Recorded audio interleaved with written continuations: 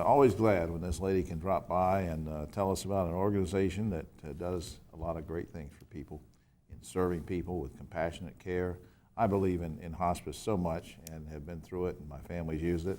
And we have a lady here who's going to talk about sort of the need for you folks at home to join in and help us help others. Next to me, our good friend Sheila Jones, Director of Marketing and Public Relations for Mountain Valley Hospice and Palliative Care. Welcome back, my friend.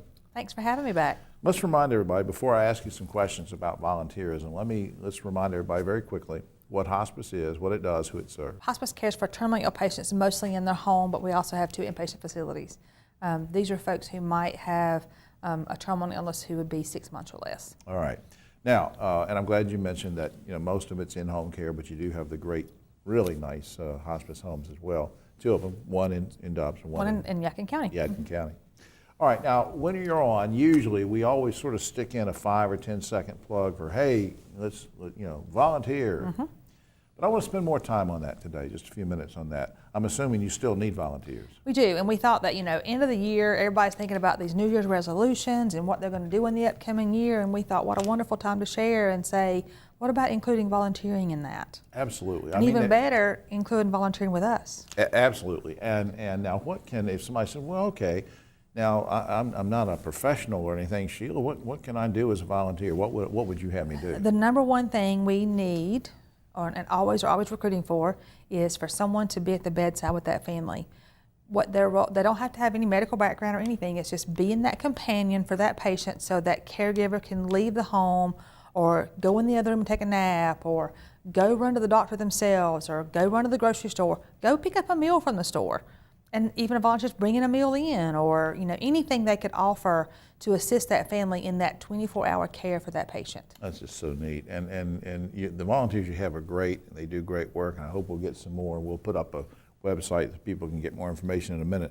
You have a retail shop where you take items, and the money you make from that goes back into hospice. I'm just wondering, if I want to volunteer, could that be something I could work at? Or? That's the great thing about what we get to do with volunteers. We try to figure out where that volunteer's interest is and put them based on that. And so yes, using volunteers at the resale shop is a wonderful way to do that. They can come and sort through items, price items. If you like decorating, you could make the displays. If you like running the register, you can run the register. You get to choose what you want to do. If you're a nurse and you're a professional and you want to come volunteer, we can let you volunteer in nurse capacity. Wow. It can be whatever that volunteer has as their interest. I never thought of that, so you can be a nurse and go in there. We have physicians who are volunteers. How about that? Now, what are the requirements to be a volunteer? Is there any kind of background check or things you need to have? Or we ask that you pass a criminal background check, have a good valid driver's license, and be willing to serve. If you're 16 and up, we have a volunteering program. So as long as you're willing to, if you're able to give a couple of hours a week. You give some great quality of care to all people who come through your doors, but I know you serve a lot of veterans as well.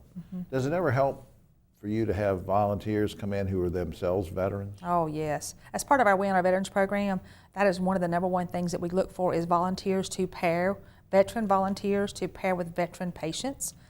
Think about some things that those veterans have been asked to do in their career, how hard that is to share with your loved one, but yet you have that camaraderie of that military serviceman next to you, man or woman next to you, that you've done. So you're going to have those reminiscing talks and things that you're going to do. So it's just having someone that they automatically, instantly connect with.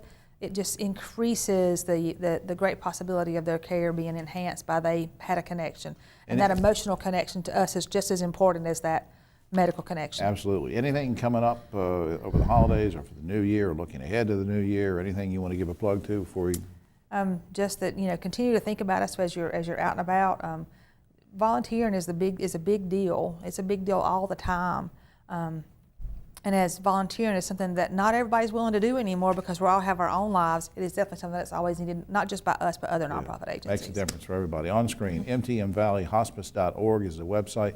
Please check that out. Please think about volunteering. Sometimes we can't give money to organizations and make donations at the end of the year, but you can sure give time. Sheila Jones, thanks for everything you do. Thank you.